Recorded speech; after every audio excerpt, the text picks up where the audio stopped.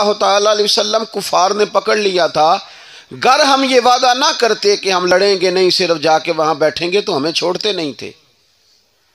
تو ضرورت ایک ایک بندے کی تھی۔ بدر کے میدان میں کافر 1000 تھے، مسلمان 313۔ ان کے پاس 6 زرہیں 8 تلواریں، اور وہاں یہ حال تھا کہ ایک ایک بندے کے پاس 3 قسم کا اسلحہ تھا، تلوار بھی ہے، نیزہ بھی ہے، تیر بھی ہے۔ مقابلہ بڑا سخت تھا، ایک ایک بندے کی ضرورت تھی۔ یا رسول اللہ صلی اللہ تعالی علیہ وسلم اب وعدہ کر رہے ہیں نہیں لڑیں گے، اور یہاں ایک ایک بندے کی حاجت ہے، حکم کیا ہے؟ سنو میرے بھائیو، یہ بخاری ہے، میرے نبی پاک نے فرمایا تم نے وعدہ کیا تم نہیں لڑو گے۔ کس سے وعدہ کیا تھا؟ بول کے بتائیے۔ یہاں وزیر سویرے وعدہ کرتے ہیں، شام کو مکر جاتے ہیں۔ کس سے وعدہ کیا؟ کفار سے۔ کہا تم نے وعدہ کیا ہے، تم اب نہیں لڑو گے۔ تو ایک شخص نے عرض کی حضور ایک ایک بندے کی ضرورت ہے۔ فرمایا نہیں بھائی، ہمیں تو رب کی مدد کی ضرورت ہے، اور رب تو گویا راضی ہوتا ہے نا سچے بندے کے ساتھ۔ اپنی زندگی میں نے زندگی میں دیکھا ہے کہ ہم نے مختلف شعبوں کے بارے میں اپنے دل میں خیالات، مجھے ایک صاحب کہنے لگے جی اگر پولیس والے صحیح ہو جائیں تو سارا سسٹم صحیح ہو جائے۔ میں نے کہا چلو ٹھیک ہے، لیکن یہ بتاؤ پرچے سارے سچے درج کراتے ہو؟ سارے پرچے جو لے کے جاتے ہیں سچے ہوتے ہیں؟ جتنی چوری ہوئی ہوتی ہے میرا خیال ہے اتنی لکھواتے ہیں لوگ۔ بڑا سیانا پرچہ ہوتا ہے، پرچے میں لکھا ہوتا ہے کہ 5 بندے فلانے فلانے ہیں اور 6 نامعلوم ہیں۔ وہ کون سے ہوتے ہیں؟ جڑا پیچھے ٹرے گا انہوں بھی شامل کرنا۔ تو جب ہم نے بنیاد ہی جھوٹ پہ رکھی تھی تو اس کا ٹرائل سچا ہوگا، وہ جب عدالت میں جائے گا تو اس کا فیصلہ سچ پہ ہوگا۔ آپ کے ساتھ جتنی زیادتی ہوئی ہے اس حد تک تو چلو آپ کلیم کریں، لیکن جب جھوٹ کے پلندے باندھے جائیں گے اور جب جناب ہر بات کی بنیاد جھوٹ پہ رکھی جائے گی، اور یہ جھوٹ اوپر نہیں نیچے سے شروع ہوتا ہے۔ میرا صرف ایوان صدر اور ایوان وزیر اعظم اور وزراء کے ہاں ہی نہیں دھوکہ ہوتا، میرا تو ریڑی والا بھی جھوٹ بولتا ہے، وہ بھی صحیح صحیح پھل سامنے رکھتا ہے اور برے برے آگے رکھ لیتا ہے۔ ہمارے ہاں تو یہ انداز ہو گیا ہے کہ جیسے کوئی ہم دوسرے کو انسان سمجھنے کو تیار ہی نہیں۔ ایسی ہوا چلی ہے کہ ہر شخص سوچتا ہے تمام شہر جلے بس ایک میرا گھر نہ جلے۔ آپ سچ بولیں، دیانتداری۔ حضرت معروف کرخی رحمت اللہ علیہ درویش تھے،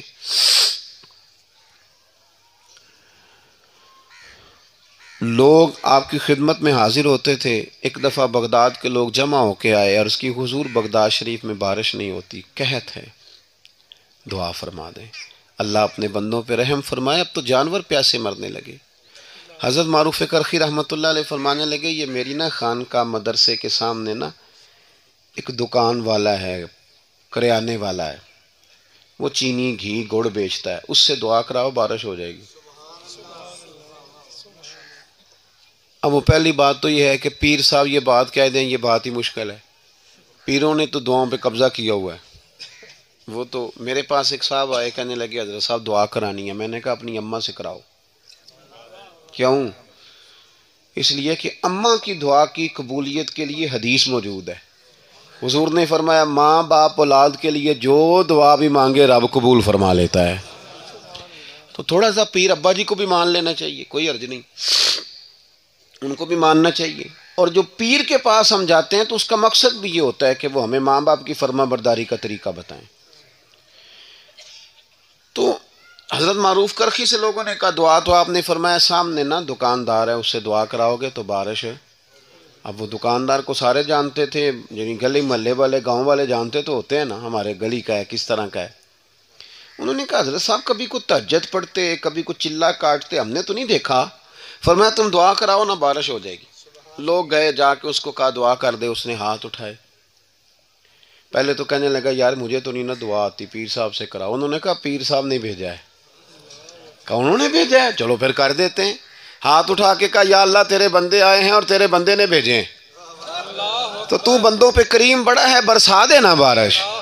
بس لوگ کہتے ہیں اس کی دعا مکمل نہیں ہوئی، کالی گھٹائیں چھا بھی گئیں اور چھل تھل بارش برسی، جل تھل ہو گیا۔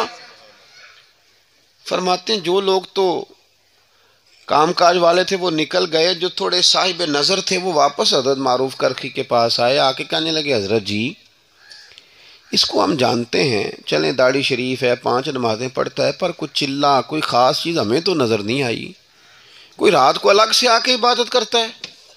حضرت معروف کرخی فرمانے لگے نہیں، اتنی کرتا ہے جتنی تم کرتے ہو، ادھر دیکھو میری طرف، اتنی نماز پڑھتا ہے جتنا، اتنا ہی صدقہ دیتا ہے جتنا تم دیتے ہو، تو حضور پھر اتنا کمال کیسے ملا؟ تو حضرت معروف کرخی فرمانے لگے 35 سال ہو گئے میرے سامنے دکان کرتا ہے، ایک تو سودا پورا تولتا ہے، دوسرا گاہکوں کے ساتھ سچ بولتا ہے، اور جو بندہ 35 سال اپنے رب کی مانے نا، وہ جب ہاتھ اٹھائے تو رب بھی اس کی دعا قبول فرما لیا کرتا۔ یہ سچائی جو ہے نا، سچائی آپ پر کوئی اعتبار کرے، کسی کو پتا ہو جو اس نے کہہ دینا ہے، وہ ہمارے ہاں تو MNA کا امیدوار، بہت بڑا حلقے کی نمائندگی اس نے کرنی ہوتی،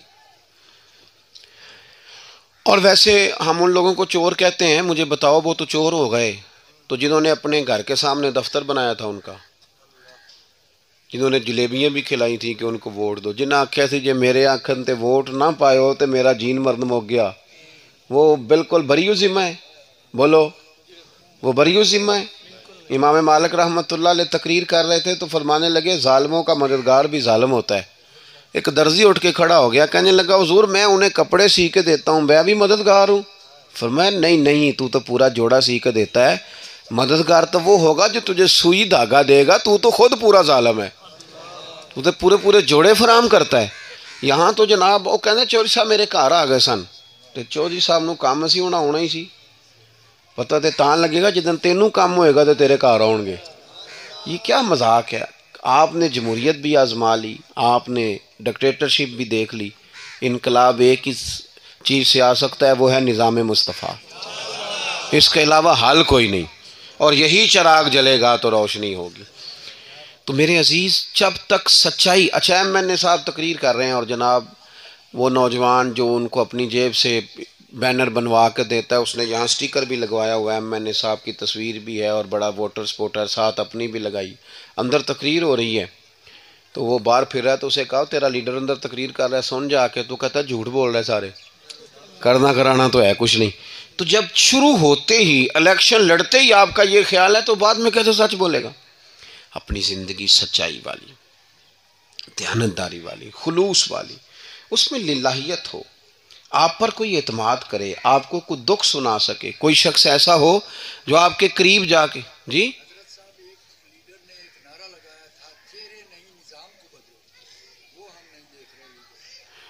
میں تو جی ضمناً بات کر رہا ہوں، اللہ آپ کو خوش رکھے۔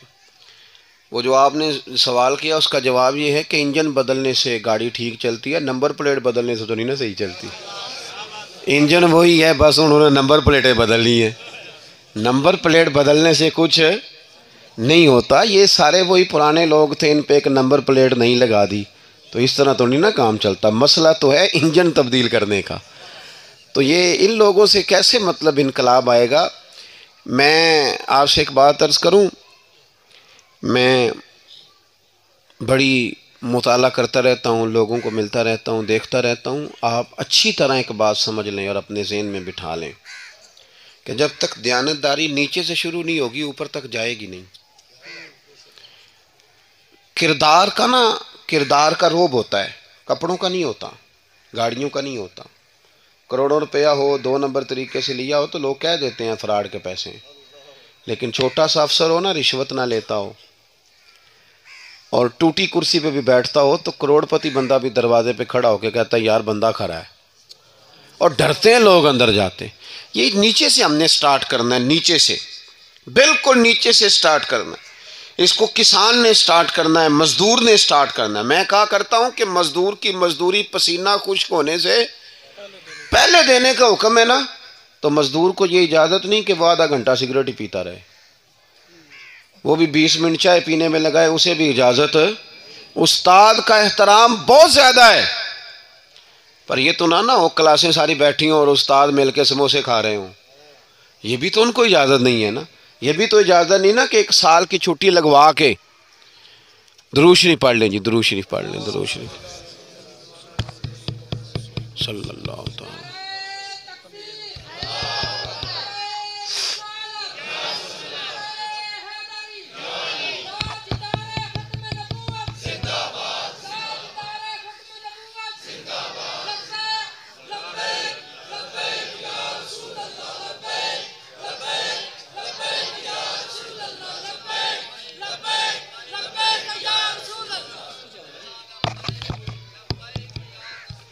کوئی نہیں جی، کوئی نہیں، چل جاتا ہے، یہ مشینوں کا مسئلہ ہے، پریشانی کیا ہے، یہ تو ہو جاتا ہے، گھبرائے نہیں، چل جائے گا، چل جائے گا.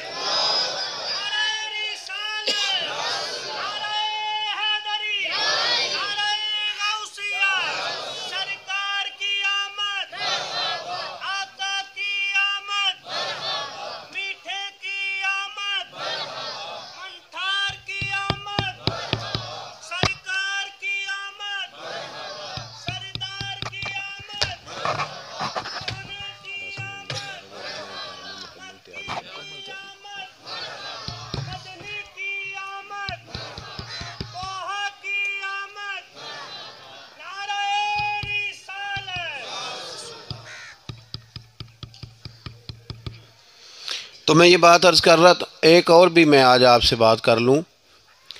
یہ نا کبھی کبھی بیچارہ ساؤنڈ والا بڑا پریشان ہوتا ہے ہماری محفلوں میں.